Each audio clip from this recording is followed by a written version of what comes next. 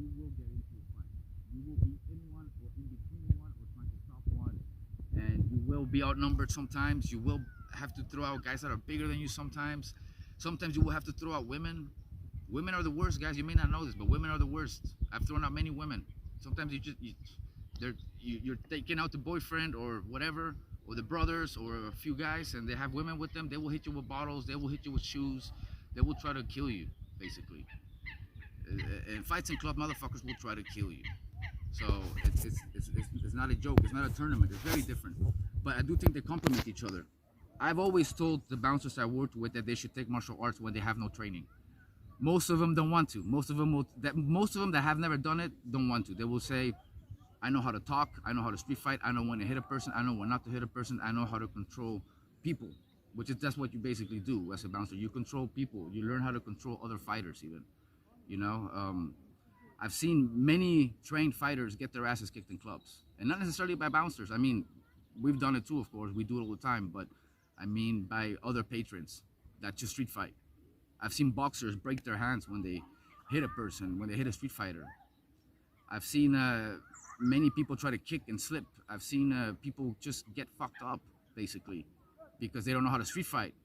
They're so used to the expectations of one-on-one, someone there to save you and all these type of things. In a street fight, man, a lot of times, the TKO, you're not going to get it from the guy you're seeing. You're going to get it from the guy that's rushing through the crowd. Sometimes, if it's in our case, sometimes, we don't give a fuck, the bouncers, dude.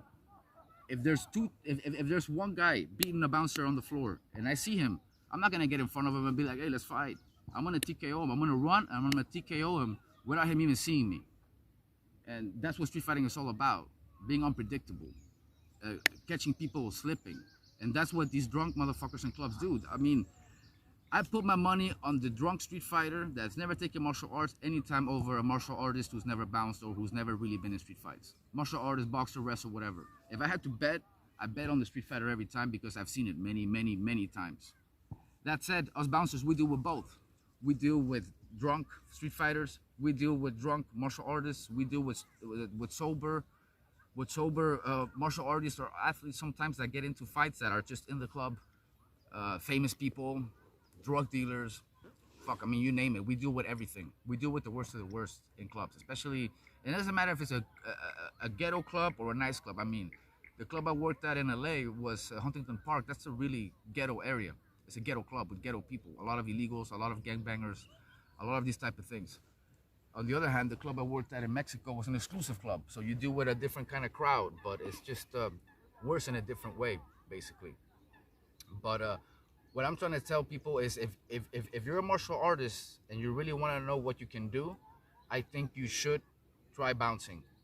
If that's important to you, of course. I don't think everyone should do it, but if it's important to you to really know what you can do, to really get experience, to know what it's like to go through that rush, to go through the crowd, to know that, hey, you might die, because you have to be willing to die to bounce. Yes, you do. Unfortunately, to do the job right, you have to be willing to die. Every fucking time you put the uniform on, you gotta be like, I'm ready to die today.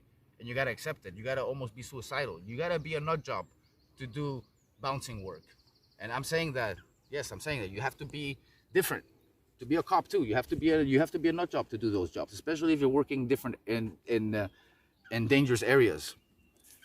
That said, I'm gonna light a cigarette, guys. This is pre-rolled cigarette. Netherlands, we smoke a lot of pre-rolled cigarettes, like maybe some of you have seen in the movie Pulp Fiction. You see John Travolta rolling these pre-rolled cigarettes after he comes back from Amsterdam. Yeah, I do smoke. And I will be smoking a lot in my videos. You will see me in split and smoking because I smoke and I don't care what people think. Some people might can already see the comments below. Some people saying I'm not a real martial artist because I smoke. I mean, what does martial artist mean? Martial artist means anyone can be an artist at anything. Depends on how good you are at it, right? So you guys are seeing this. This in itself is an art. I'm doing martial arts right now. So in your opinion, I could not be a martial artist because I smoke. But yeah, that's just your opinion. Everyone is entitled to their own opinion. Well, I don't care about your opinion. I'm here to tell the truth and say it how it is. With everything, with martial arts, with fighting, with everything. I'm even gonna expose some of the bullshit on the internet because it pisses me off when I see people posting videos and they fool the public thinking that that stuff works. I've seen it for years. I never gave a damn about making a video or making a channel, but it's the coronavirus thing. I'm out. I have a lot of time. I don't really have work right now, so I figured I'll make this channel and make the best I can out of it. If you guys also at home maybe had something you wanted to do and you're not getting to it, get to it now. I'm doing it. We have all the time in the world to do whatever we want right now. That said, getting back to the topic, smoking. Most bouncers smoke. Most bouncers I've met smoke. Not all. Most of them will kick anybody's ass. Most of the guys I know, I'll put my money on them in a street fight. Any time of the day. I'm not talking an MMA fight. I'm not talking a tournament. I'm talking street fights, club fights. You want to call street fights, club fights? It's the same shit. You know, there's no rules basically. So I put my money on those guys that smoke and stand at the door with a fat belly who don't even train anytime in a street fight over a trained martial artist like anybody, whoever, Conor McGregor or whoever you want to throw at it. I'll put the money on the bouncer every time. The bouncer who's smoking, he will catch you slipping. And if he doesn't, eventually the other guards will. You will get your ass kicked sooner or later by someone in that club. Someone in that club will leave kicking your ass, basically. You know? Or you will leave the club kicking somebody's ass or getting your ass kicked if you're working. So, I mean, they complement each other. Like a yin and yang. Like a man and a woman. Like the sun and the moon. They complement each other. Bouncing and martial arts. You know, when you do both, you're good. You know you're good. You're good on the street. You're good at any moment because you have that experience. Nothing scares you anymore. If you don't have that, if you're scared to die, if you're scared to take a hit, if you're scared, you're gonna get your ass kicked. Just a simple fear of having that. You gotta get rid of that. The only way to get rid of that is to actually fight, to get in there and fight. Just like swimming. I can sit here and start doing this all I want. All I want. Or I can sit here and splits all day and not train kicks. My kicks are still gonna suck. I'm not gonna be able to swim if I do this outside. I'm gonna have to get into the fucking water. It's no different with fighting. You gotta get into the fight. You gotta fight to learn how to fight. There's no other way, guys. When you panic and you've never been in a fight, 3 things can happen. So, first of all, the adrenaline is gonna rush all over the place. That's gonna happen regardless. The adrenaline. And you can have 3 outcomes with the adrenaline. You can choose to fight, you can choose to run, or the third option that I see often, people just freeze. People just freeze from the fear. They don't move. They don't know what to do. They just stand there with a stupid face, like they're constipated or something. So those are the 3 outcomes you can have. You know, when you bounce. When you do tournaments as well, I'm not gonna not add tournaments in there. You learn to deal with that adrenaline. That said, you need both.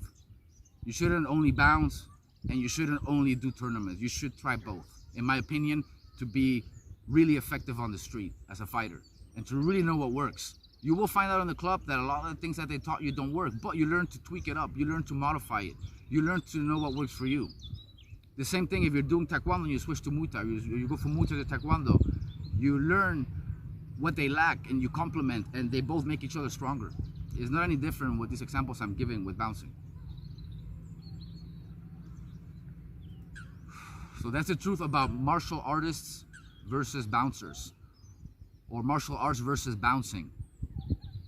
It's there is no versus. They complement each other. They need each other. They should be like this. You know, bouncing is the only place where you're gonna get that real experience and not get arrested if you do your job good. You're not gonna go to jail. You're not gonna go to jail. Okay? Most of the time, if you do your job right. I have friends that are in jail. I have a friend that's in jail right now. His name is Gib Marsh. He was also an instructor where I come from, and he just got arrested a few years back for, I don't know, something in the club happened. But if in LA you're getting arrested, everyone is pointing the finger probably that you were wrong, so he must have really done something wrong. Of course, there's exceptions. Some people do get arrested. Don't get me wrong, it's not a free pass. You gotta do your job right. You gotta know when to go in, when to stop. This is also difficult, you know? Someone just hit you, spit on you, you hit him, you knocked him out, he's out. You cannot go beat him again and give him another beating or stomp him. You can't do that. You'll go to jail. You'll kill him maybe. Maybe you'll get away with it depending on the clubs. It depends. but you cannot go around doing that, right? So you learn how to really control yourself. You learn how to deal with, sometimes some customers are too powerful. I've had that in Mexico. You're in an exclusive club, the person who's there is so powerful that they have family in the government, or they're related to the president, either locally or federally, or the governor or whoever. You cannot touch those people. They can spit at you, they can slap you, and you have to stand there and take it. You have to stand there and take it, guys. I've done it. I've done it. I'll say it right into the camera. I've done it. I've been spat at, I've been slapped, and I couldn't do a goddamn thing about it. So you learn how to be more humble. You learn how to deal with self-control. You basically learn about life, period. It's a great experience. And I honestly love bouncing. I love being around the girls. I love being around the music. I love being around seeing people dancing and having a good time. I love waiting for that fight to break out. I love jumping in there just as much as I love sitting here in splits talking to you guys. I just love it. I do what I love. I always have. I've never ever had a job that I don't love. Everything I do with love. So that said, much love to you guys. Till the next video. See you later.